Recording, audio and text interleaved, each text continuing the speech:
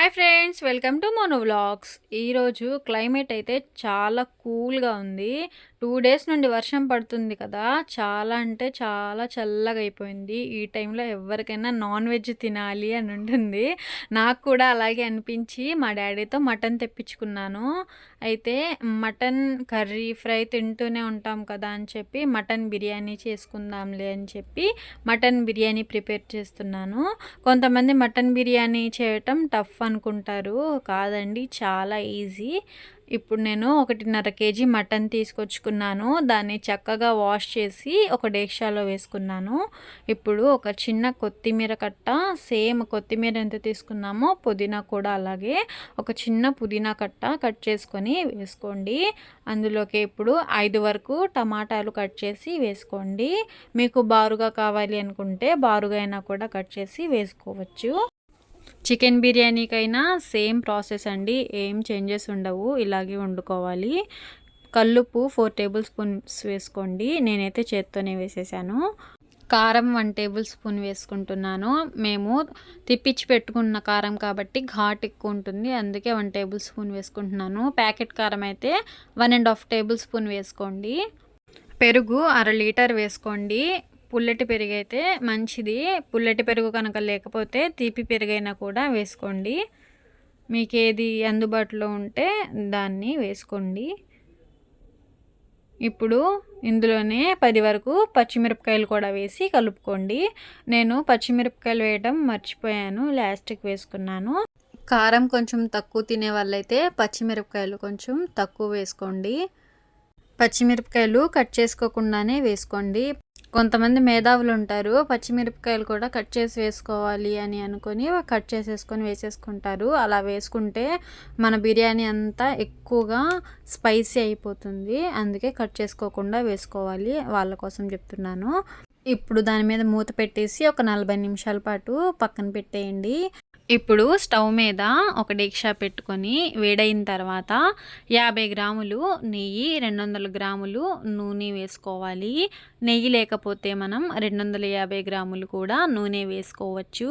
నెయ్యి వేసుకుంటే మనకి కొంచెం టేస్ట్ అన్నది కొంచెం చేంజ్ అవుతుంది, అంతే. మనం వండుకునేటప్పుడు ఎప్పుడు కొంచెం పెద్ద డేక్షా తీసుకోవడాన్ని ప్రిఫర్ చేయండి. ఎందుకంటే చిన్న డేక్షాస్లో వండితే మనకి బిర్యానీ అన్నది చక్కగా కుక్ అవ్వదు. కొంచెం పెద్ద దాంట్లో వేసుకుంటే మనకి బిర్యానీ చక్కగా కుక్ అవుతుంది. నూనె వేడైన తర్వాత ఇందులోకి 10 వరకు లవంగాలు, 8 చెక్క, 5 యాలుక్కాయలు వేసుకొని కొంచెం చిటపటలాడనివ్వాలి. చిటపటలాడిన దాకా మధ్య మధ్యలో కొంచెం తిప్పుకుంటూ ఉండండి. కొంతమంది షాజీరా, బిర్యానీ ఆకు ఇవి కూడా వేసుకుంటారు. మేము అవి తినము, అందుకే వేసుకోలేదు. మీకు ఇష్టం ఉంటే బిర్యానీ ఆకు, షాజీరా కూడా వేసుకోండి. ఇందులోకి 1/4 కేజీ ఉల్లిపాయలు బారుగా కట్ చేసుకొని వేసుకోండి. చిన్న చిన్నగా కట్ చేసుకోకండి. బారుగా కట్ చేసుకుంటే ఏంటంటే మనకి త్వరగా మాడిపోకుండా ఉంటాయి, అందుకు. ఇప్పుడు వీటిని చక్కగా కలుపుకొని గోల్డెన్ బ్రౌన్ కలర్ వచ్చేదాకా వెయిట్ చేయండి.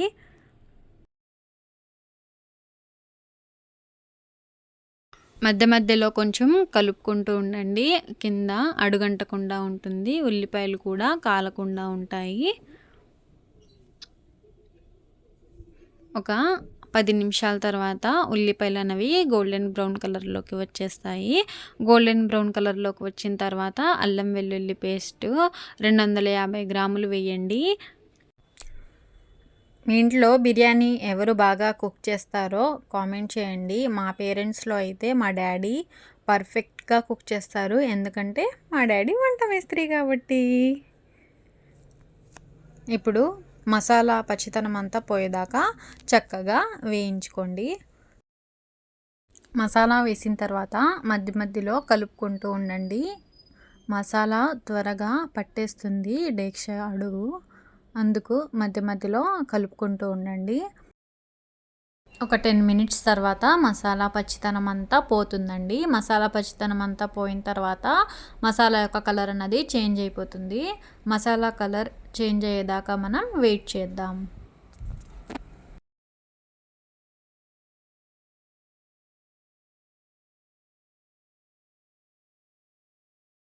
చూడండి 10 మినిట్స్ తర్వాత మసాలా కలర్ అంతా చేంజ్ అయిపోతుంది. మసాలా కలర్ చేంజ్ అయిన తర్వాత ఒక పావు కిలో జీడిపప్పు వేసుకుందాం. జీడిపప్పు ఎప్పుడు ఫస్ట్ వేసుకోకూడదు. ఎందుకంటే జీడిపప్పు ఫస్టే వేసేస్తే మాడిపోతుంది. అందుకు ఇలాగా జీడిపప్పు వేసుకొని చక్కగా కలుపుకోవాలి. ఒక 5 మినిట్స్ అలా కుక్ అయిన తర్వాత అందులోకి మనం మ్యారినేట్ చేసి పెట్టుకున్న మటన్ మొత్తం వేసేసుకోవాలి. మటన్ అంతా వేసుకున్న తర్వాత మసాలాలన్నీ బాగా పట్టేలాగా చక్కగా తిప్పుకోవాలండి బాగా.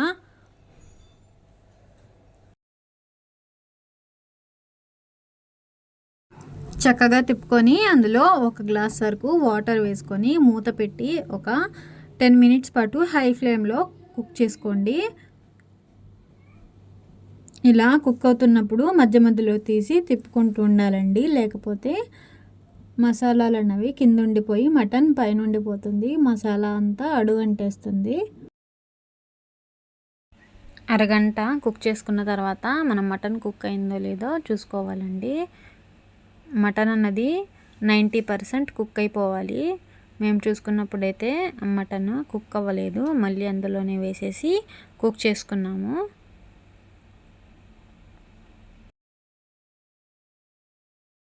ఒక 10 మినిట్స్ తర్వాత మళ్ళీ చూస్తే మా మటన్ అన్నది చక్కగా కుక్ అయిపోయిందండి.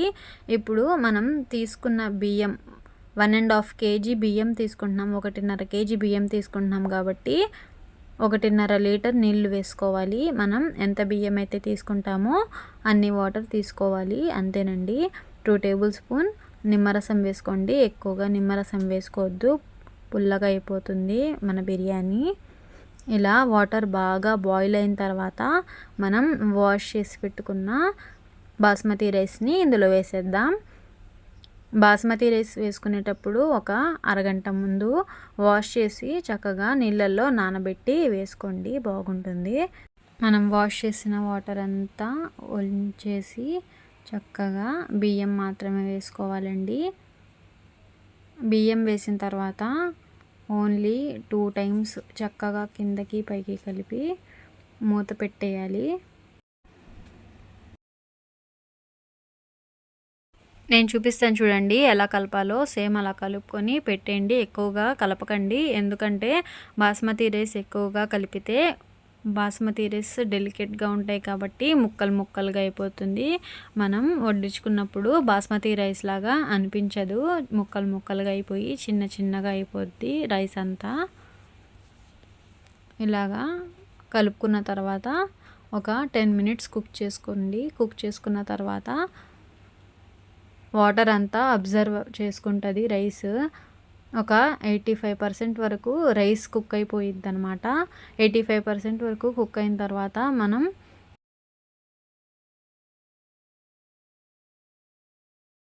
రైస్ అంతా సమానంగా చేసుకొని దాని మీద కొంచెం వాటర్లో ఫుడ్ కలర్ కలుపుకొని వేసుకోవాలి. కలర్ కోసం అనమాట, ఆరెంజ్ కలర్ కోసం.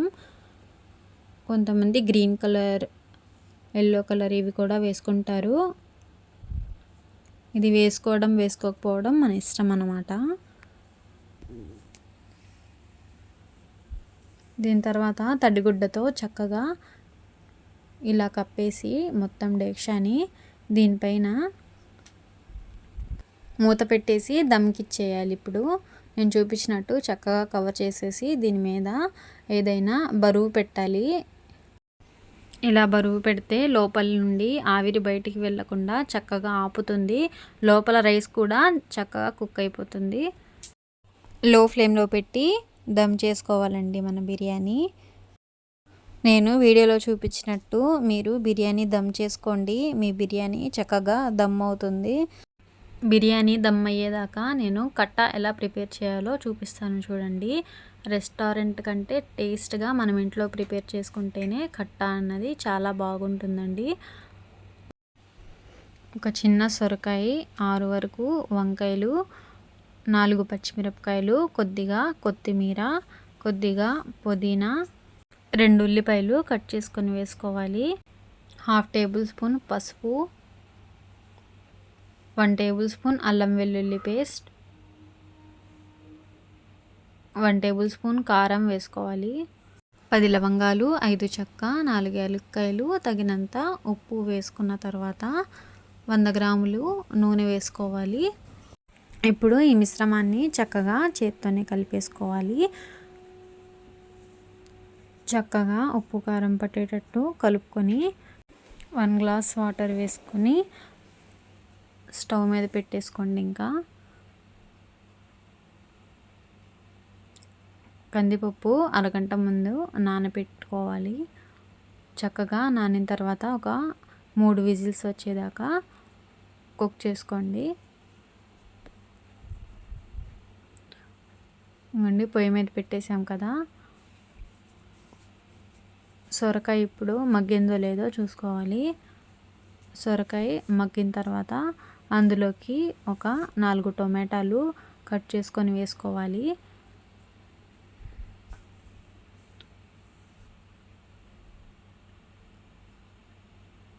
ఇదంతా చక్కగా కలుపుకొని ఇంకో 5 మినిట్స్ కుక్ అవ్వనివ్వండి. టొమాటోలు కూడా చక్కగా మగ్గిపోవాలన్నమాట. అప్పుడు దాకా మూత పెట్టేయండి. 5 మినిట్స్ తర్వాత టమాటాలు కూడా చక్కగా మగ్గిపోతాయండి. మగ్గిపోయిన తర్వాత మనం కందిపప్పు ఉడకపెట్టి పెట్టుకున్నాం కదా, దాన్ని మెత్తగా పేస్ట్ చేసుకోవాలి. పేస్ట్ చేసుకొని ఇందులో వేసేయండి.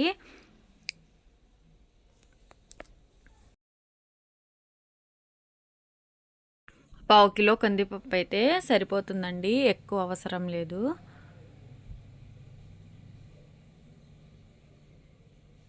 ఇందులోనే ఇప్పుడు ముందులా నానపెట్టి పెట్టుకున్న చింతపండు రసం వేసుకోవాలి. చింతపండు రసం మన టీ గ్లాస్ అంత వేసుకుంటే చాలు, ఎక్కువ వేసుకోకండి, పులుపు ఎక్కువ అయిపోతుంది. మీరు పులుపు ఎక్కువ తినేటట్టయితే కొంచెం ఎక్కువ వేసుకోండి. ఇందులో ఒక 4 గ్లాసులు వాటర్ వేసుకొని అంతా చక్కగా కలుపుకొని ఉప్పు పులుపు సరిపోయిందో లేదో చూసుకోవాలండి. మనకి ఉప్పు కానీ పులుపు కానీ సరిపోకపోతే ఇంకొంచెం వేసుకొని ఒక 10 మినిట్స్ పాటు చక్కగా మగ్గిస్తే మన కట్ట అన్నది రెడీ అయిపోతుంది. అంతేనండి, చాలా ఈజీ. ఇలా ఒకసారి ఇంట్లో ట్రై చేయండి. టేస్ట్ అయితే చాలా బాగుంటుంది. రెస్టారెంట్లో కన్నా కూడా మనం ఇంట్లో ప్రిపేర్ చేసుకున్న కట్ట టేస్టే బాగుంటుంది.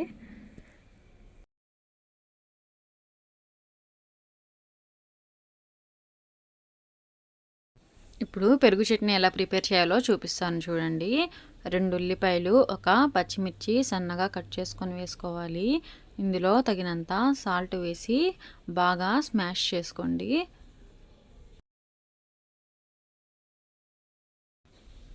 అర లీటర్ వరకు పెరుగు వేసుకొని కలుపుకోవాలి.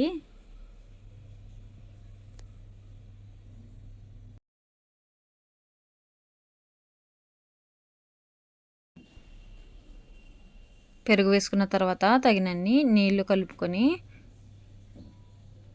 దాంట్లో కొద్దిగా కొత్తిమీర వేస్తే మన పెరుగు చట్నీ కూడా రెడీ అయిపోయిందండి.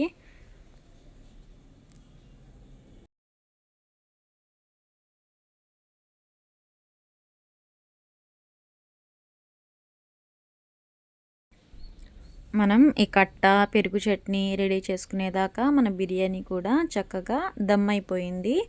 ఇప్పుడు చూడండి, నేను మూత తీసిన తర్వాత బిర్యానీ ఎలా కుక్ అయిందో చూపిస్తాను. బిర్యానీ అన్నది అస్సలు అతుక్కోకుండా చక్కగా కుక్ అయిందండి. బిర్యానీ పీసెస్ కూడా చక్కగా కుక్ అయిపోతాయి. ఇదిగోండి చూడండి, మటన్ పీస్ అయినా కూడా ఎంత చక్కగా కుక్ అయ్యిందో. ఇంతేనండి, మన ఇంట్లో ప్రిపేర్ చేసుకుంటే రెస్టారెంట్ కన్నా చాలా టేస్టీగా బిర్యానీ ఇంట్లోనే ప్రిపేర్ అయిపోతుంది. ఇలాంటి మరిన్ని మంచి వీడియోస్ కోసం నా ఛానల్ని లైక్ చేయండి, షేర్ చేయండి, సబ్స్క్రైబ్ చేసుకోండి. Thanks for watching.